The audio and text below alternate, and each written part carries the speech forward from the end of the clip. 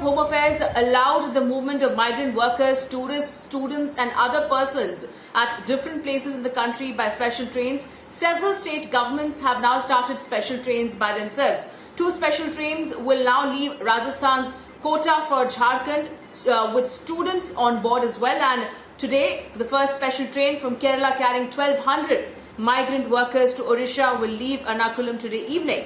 A special train will also take migrant labourers from Kochi to Bhubaneswar. A train from Jaipur ferrying migrants will now reach Patna tomorrow at 12 p.m. as well. And a train carrying 1,200 migrants from Telangana to Jharkhand started at 4:30 a.m. today. So this seems after the Home Minister.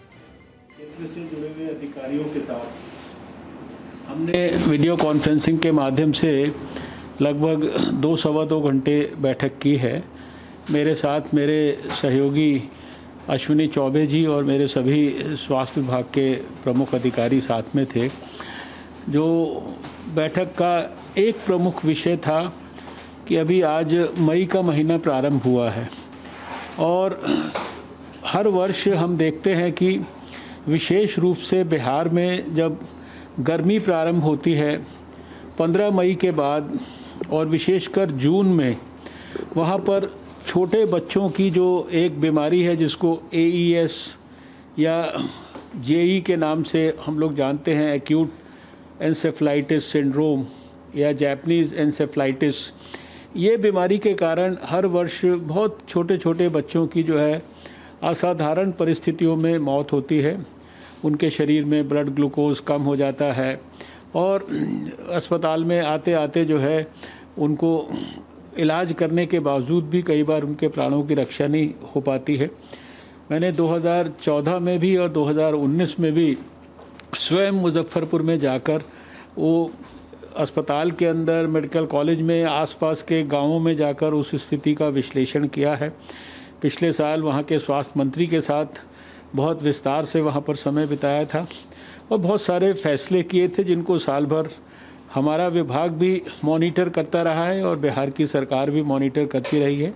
आज उन सब फैसलों के बारे में, चाहे वो नई पीडियाट्रिक ICU हो, चाहे वो नई लैब्स हो, चाहे वो फील्ड के अंदर जो है ट्रेंड डॉक्टर्स की पोस्टिंग हो, चाहे वो मरीज़ों की, बच्चों की समय पर अस्पताल में आने की व्यवस्थाएं हों, चाहे वो उसके संदर्भ में प्रचार प्रसार की जो जितनी भी फील्ड के अंदर जानकारियां करना है और रिसर्च के संदर्भ में जितने भी विषय थे जो हमने पिछले साल तय किए, उनके बारे में हमने आज चिंता की है और उसका विश्लेषण किया है, उसका फॉलोअप किया है।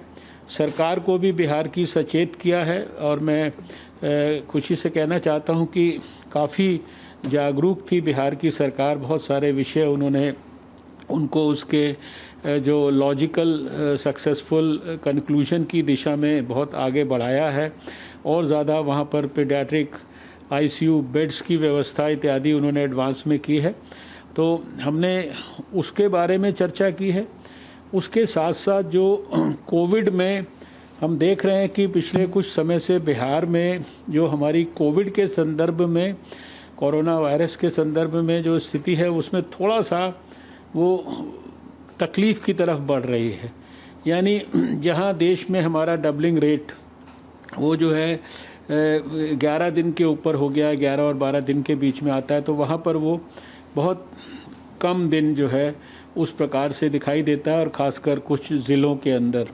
और इसके साथ साथ वहाँ पर टेस्टिंग की फैसिलिटीज़ का विश्लेषण अभी बहुत बड़ी संख्या में ये संभावित है, जैसा वहाँ के स्वास्थ्य मंत्री ने कहा कि बहुत बड़ी संख्या में जो है माइग्रेंट लेबर जो है बिहार में वापस लौटने वाले हैं। उनके बारे में जो है क्या वहाँ पर चिंता होनी चाहिए, क्या चिंता वो कर रहे हैं। और इस सारी परिस्थितियों के अंदर वो हमारे AES से प्रभावित होने वाले जो छोटे बच्चे हैं, वो कहीं जो है उनकी जो चिंता है वो कहीं धूमिल ना हो जाए, वो खो ना जाए इस बड़े कोविड-19 के ख़िलाफ़ लड़ाई में। इसलिए आज की बैठक थी। मुझे इस बात का संतोष है कि सब विषयों पर बहुत विस्तार से आपस में चर्चा हुई है और ये 2 घंटे की जो बैठक है इसके बहुत ही सार्थक नतीजे निकलेंगे। सब विषय सबके संज्ञान में आ गया। कोई और फर्दर हमें सपोर्ट करना है वो हम करेंगे। और उनको हमने विश्वास दिलाया है कि भारत सरकार पूरी तरह से सरकार के साथ है, हर तरीके से हर प्रकार की उनको सुविधा उपलब्ध कराने के लिए।